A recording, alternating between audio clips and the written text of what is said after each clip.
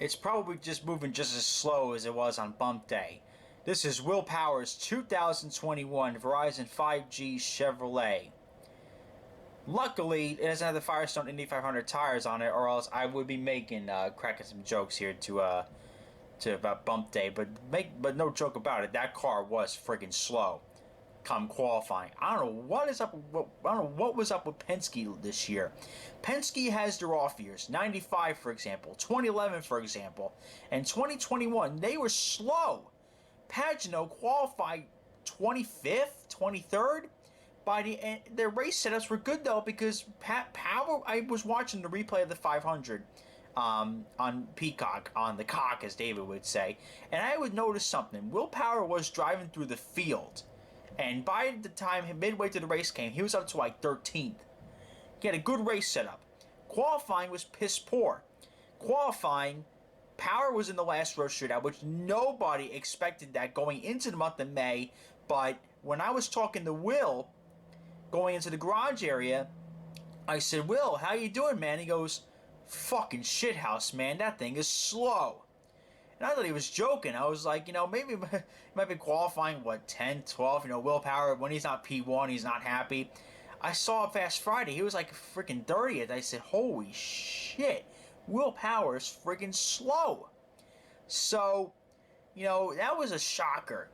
And Will Power actually hit the wall, white-walled the side of his Firestones on bump day, and he got in the show. But even Pagano's car was slow come bump day, because by the time the race ended, Simon Pagano was up to third. Quite frankly, had that race gone 5 more laps, Simon Pagano would have been a 2-time Indy 500 champion more than likely. And who would have thought that coming out of qualifying? I was writing him off. But, let's think more positive. This is the Texas version of the car. This is not the Indianapolis 500 version, where Will absolutely suffered like a dog throughout the month of May. Let's see here. You got the packaging, which has the Verizon red colors. You got the red number 12. And Verizon's been around with Penske for a long, long time. Even well before Will Power. They've been around with Penske since the Alltel days of Ryan Newman. That was a fun fact. When Roger had a third car, they just slapped the Verizon logos on them, and Verizon's been on with Will Power ever since then. And Will Power's been a great asset to Team Penske. He's been tremendous with the team, and I do not want to know what his future is going to be like from now, because oh my God, he's 80. He's 4. I almost said he's 81. Oh my God, that's bad. He's 40 years old now. He's done everything he wanted. So I wonder if we're going to see Power win another Indy 500 or another championship in his career. Quite frankly, I don't think he needs to do either to prove his status with the sport. I think he's already one of the GOATs of IndyCar of all time. Quite frankly, rivaling himself to amongst the greats like Rick Mears, Johnny Rutherford, and I could say maybe Al Sr., Al Jr., definitely one of the top drivers. Or Michael Andretti, too. Michael Andretti was one of the top drivers in IndyCar as well. But let's take this thing out of its box and begin the diecast review of the Will Power Verizon 5G Chevrolet. Alright, so before we begin this diecast review, here is the trading card that comes with every single little car. This is Will Power's card, and you can pause it at any time to see what his stats are, and you got all this stuff here I mentioned since life. Liz, I just noticed her name right down here. I'm like, did they mention the water bottles with them too? Because Liz, oh my God, Liz, she chews on them, she twists them, she bites them. It always show with the water bottle in her hand right before Will's about to take the checker flag in any type of auto race whatsoever. Will is a great guy and all, but my God, man, your wife needs to chill. But then again, I can defer to her. I can refer to her her anxiety. Those last few laps of the 500 this year. Let's just say I needed a water bottle to chew on. So maybe I should stop poking fun at her. Maybe she's right for once. But anyways, let's take a look here. This is Will Power's Verizon 5G car. And the matte finish on the black is actually a matte finish 164, believe it or not. This is not glossy, I believe, though. I do think the red is glossy. I think my theory is proven correct. The red is glossy, but the black is matte. So that's very cool that Greenlight is able to do multiple finishes on pieces of the car. Then again, this is a separate piece from this. So I think that was very accommodating of Greenlight to do that. But I think overall, they did a masterful job with this car. And I noticed too that there's no wing number here. All the numbers go up here now for the IndyCar series. Most of the teams did away with the numbers back here. You cannot read them for the life of you. You know, good luck with that. But as you can see here, the matte finish on this car really makes it pop. It would have been just an average car if it wasn't a matte finish car. But since it's matte, or kind of like a matte, but it's not, you know, if you feel it, it's not 100% glossy, it's not 100% matte, but you know, you can definitely feel some sort of coating is on this car to make it look kind of matte and kind of give it that realistic vibe that what the car would look like on track, because the car in real life was matte.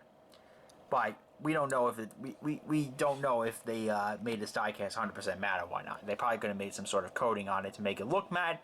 But guess what? I could feel it right here, and it's not really like nail filer type of matte, but it's matte. It's pretty cool. Not too many sponsors on this car. Willpower is very well funded by Verizon, and I'm very happy to say that they're still partnered with them after they left the series. I thought after they left the series, and believe me, it wasn't on bad terms. It was more like the dreaded CEO change happened, and when the dreaded CEO change happens, guess what? There goes all the sponsorship. Same thing with Target, and now. I know Menards didn't have a CEO change, but they're out now. That's why Simon Pagino's out of a ride, and he went over to Meyer-Shank for his ride. That's going to be so freaking badass having Simon Pagino and Elio Castroneves all in the same team again. Oh, gives me old Penske vibes. Love it, love it, love it. Some sponsors on the front wing here. Got the Verizon logos on the front wing here. The old Verizon logos, not the 5G logo there. The 5G logo is implemented here. I do wish, however, if I had to change one thing on this livery here, the 5G needs to stop being here. I get it for TV though. At TV, it looks good. Like if you go from the TV pod here, you could see him to him here, and you could point them at the camera. I get that, but you know what? Make the 5G logo expand here. They go long ways.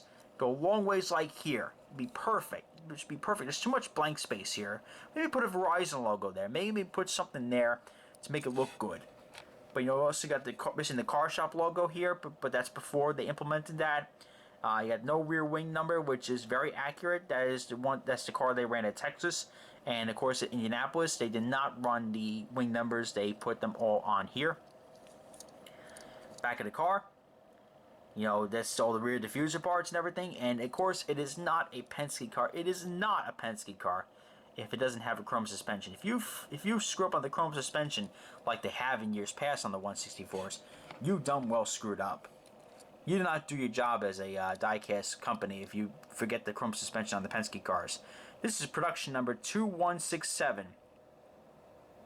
Not really too special about that number. Let's see here. Got the dorsal fin, which is colored the shark fin or whatever you want to call it. Dorsal fin. I call it dorsal fin. It's colored red. TV pod's colored red. A nice metallic, not metallic, excuse me, nice glossy red here on the aero screen. I do not think the aero screen's too bad on this car. One thing here with the Verizon 5 V-Power Nitro Plus, it's the tooling that screwed this up. I get that, but it looks funky. The tooling on the 164 is a little bit off with the aero screens. That over here it's not too bad, but as you can tell on this side, it's a little bit screwy. That's just too bad, unfortunately. And you got to see here, get the cuts in the floor, which that is accurate. Driver's cockpit, which has the old steering wheel, by the way. That's the old steering wheel. It's the old Cosworth steering wheel. That is a no bueno. You gotta get rid of that. Gotta go with the new Cosworth steering wheel. Let's see here on the back of the car. Oh, they got this right. They got the Team Penske gearbox. That is correct. Verizon on the rear wing. That is correct. Got the PPG and Snap-on on the rear ramps there. You know, I think overall this is probably the best willpower car I've seen in years. Quite frankly, I mean, I was so